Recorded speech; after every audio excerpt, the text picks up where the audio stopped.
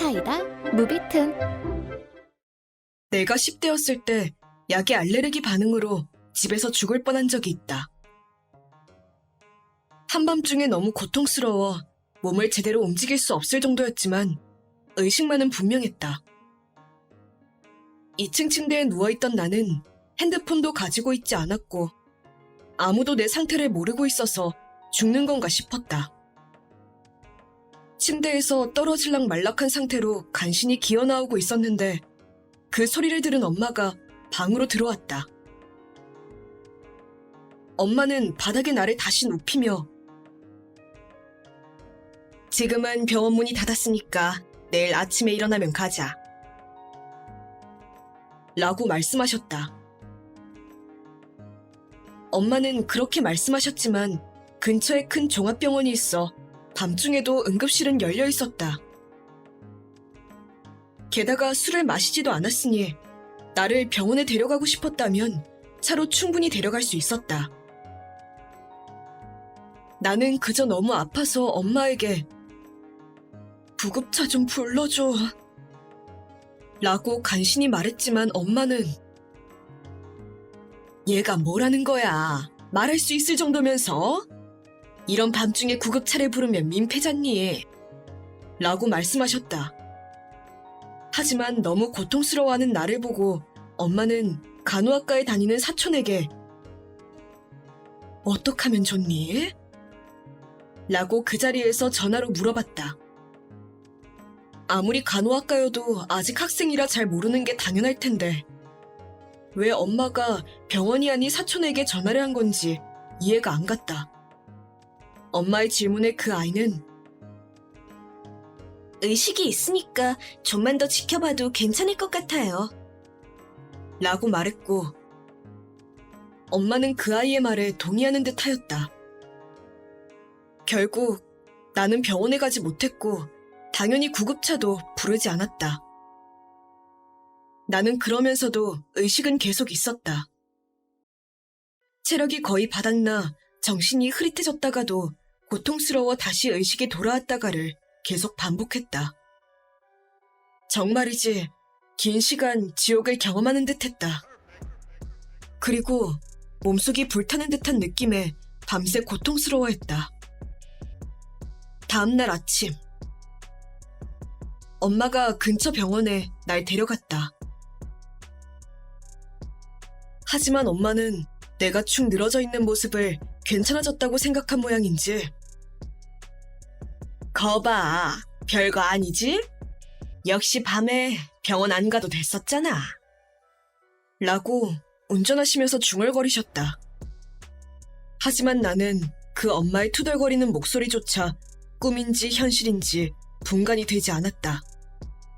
그렇게 병원에 도착하고 그때쯤에는 고통이나 아픔이 없어져 그저 멍하니 있었는데 그게 오히려 더 위험한 상태였던 모양이다.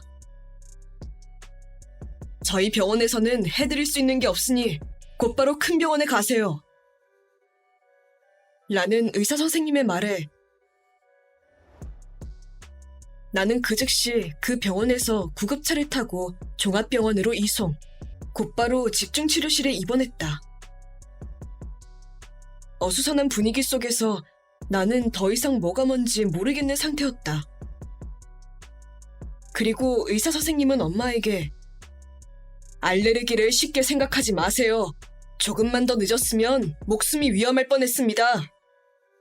라고 화가 난 말투로 마치 드라마에 나올 법한 대사를 뱉으셨다. 의사 선생님은 좀 더 일찍 병원에 데려오는 게 보통이며 부모가 있었음에도 불구하고 왜 이렇게 될 때까지 방치한 건지 이해가 안 간다고 말씀하셨다. 그 말을 들은 엄마는 괜찮아 보였고 많이 아파 보이지 않아서 괜찮을 거라고 생각했다며 변명을 늘어놨다. 아마도 엄마는 내가 어찌됐든 간에 자신의 판단이 잘못되었다고 지적받은 게 언짢았던 거라고 생각한다. 그 후 내 의식이 무사히 회복되었을 때 의사 선생님은 당시의 내 상태와 엄마의 태도를 자세하게 물어보셨다. 아무래도 병원은 엄마가 고의로 그랬다고 의심하는 듯한 분위기였다.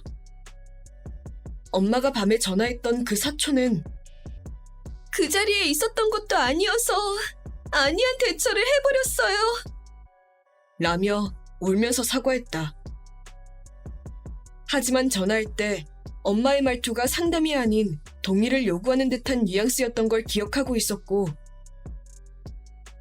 엄마이기에 눌린 거겠지라고 그때도 생각했었기 때문에 그 아이에 대한 원망 같은 것은 하나도 없다. 오히려 열심히 배우고 있는 단계에서 엄마가 쓸데없이 전화를 한 탓에 강제로 휘말리게 한 것 같아 미안했다. 그 후 나는 퇴원했지만 후유증이 남아있었다. 바로 병원에서 치료받았으면 괜찮았을 것을. 이에 대해서 엄마는 미안하다며 울거나 후회하고 있었다거나 하는 태도는 전혀 취하지 않았다. 마치 그쯤 하면 되었으니 어쩔 수 없었던 거니까 받아들이라는 얼굴을 하고 있었다. 원래부터 엄마에 관해서는 못 믿는 구석이 있었지만 그때의 일이 결정적인 이유가 되었다고 지금도 생각한다. 그 후 여러 가지 일이 있었고 현재 가족이랑은 연락 두절한 채로 살고 있다. 연을 끊기로 마음먹을 때까지 여러 가지 일이 있어 10대일 때에는 자각하지 못하고 있었지만 생각해보면 가정 불화의 막장 부모였던 것 같다. 구급차를 부르지 않았던 것도 따지고 보면 그의 연장선이었던 것. 지금은 멀리 떨어진 곳에서 행복하게 지내고 있다. 여자친구도 생겼고 곧 결혼할 예정이다. 여자친구와 결혼을 결심하게 된 것은 교제한 지 1년 정도 되었을 때 독감에 걸려 끙끙 앓았던 적이 있었다. 그때만큼 상태가 심하진 않았지만 정신이 몽롱했고 열이 나서 온몸이 아팠다. 하지만 여자친구도 독감에 걸리기 쉬운 체질이란 것을 알아. 예방접종은 했지만 옮길지도 모른다는 생각에 나는 혼자서 고열과 온몸의 고통에 시달리고 있었다. 그랬더니 밤중 여자친구가 너무 걱정되었던 건지 우리 집에 와서 나를 극진히 간병해 주었다. 물론 나는 돌려보내려 했지만 열이 40도 가까이 났었던 나에게 그녀를 설득하여 돌려보내는 것은 도저히 무리였다. 그러고 나서 나를 걱정해주던 그녀는 그녀의 오빠에게 전화했고 집에 온 그녀의 오빠는 아무 말도 하지 않고 나를 응급실로 데려갔다. 정신은 혼미했는데 안심했다고나 할까? 뭐라 형용할 수 없는 기분이었다. 그 후 나는 병원에서 링거를 맞으며 하루 입원했다. 그러는 동안에도 여자친구는 계속 내 옆에 있어 주었다. 제대로 된 사람들에게 둘러싸여 있다는 것이 정화된다라고 말해도 좋을 만큼 마음이 편안해지는 것이라는 걸 처음 알았다. 내가 그녀와 결혼을 결심하게 된 계기도 바로 이 일 때문이다. 그 후 그녀가 독감에 걸리는 일도 없어서 매우 안심했다. 그녀가 오빠를 부른 것은 혼자서 나를 병원에 데려가지 못한다고 생각해서도 있겠지만 실은 그녀의 오빠는 태어났을 때부터 건강한 몸이어서 한 번도 독감에 걸린 적이 없었기 때문에 그러면 괜찮을 거라고 생각한 모양이다. 내가 10대였을 때 엄마는 나를 죽이려고 구급차를 부르지 않은 것은 아니지만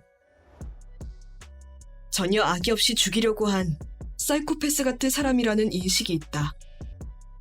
엄마 같은 사람이 주변에 있었기 때문에 여자친구나 그녀의 오빠의 존재와 행동이 나에게는 믿기지 않는 일들의 연속이었다.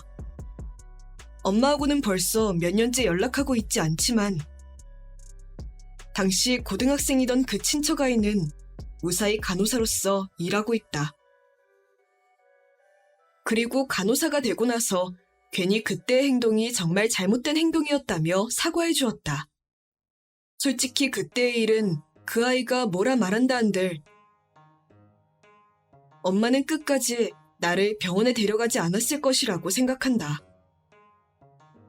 자신의 의견에 긍정적인 반응을 해주는 인간이 필요했던 거라고 밖에 생각되지 않는다. 그렇기 때문에 나는 그 아이를 크게 원망하고 있다거나 하지 않는다. 나는 곧 여자친구와 결혼해 새로운 가족을 만들게 된다. 그녀의 부모님께도 인사를 드리러 갔는데 정말 착하고 따뜻한 분들이어서 의지할 수 있는 사람들이라고 다시금 생각했다. 내가 독감에 걸렸을 때 열은 떨어졌지만 아직 몸이 완전히 회복되지 않았을 때 그녀는 일 때문에 늦어진다고 그녀의 어머니께 말한 건지 어머니께서 마스크를 쓰고 집에까지 오셔서는 직접 만든 도시락을 가져다 주셨다. 엄마에게 이런 걸 받아본 적 없는 나는 매우 당황했고 어떻게 해야 할지 몰라 일단은 죄송합니다 라고 사과드렸다. 당연히 해야 하는 일에 대해서 하나하나 미안해하거나 고마워하지 않아도 된단다. 잘 먹고 푹 쉬어서 얼른 나으렴. 이라고 질책받았다.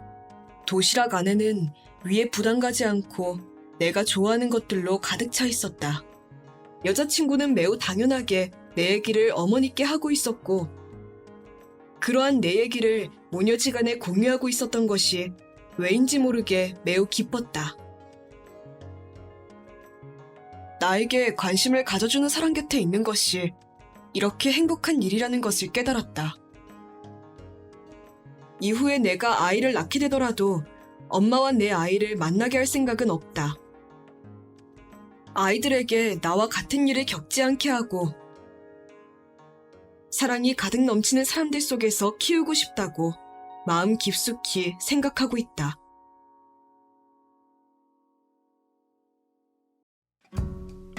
이번 영상은 어떠셨나요? 재밌게 보셨다면 구독, 좋아요에 댓글까지 달아주시면 감사하겠습니다.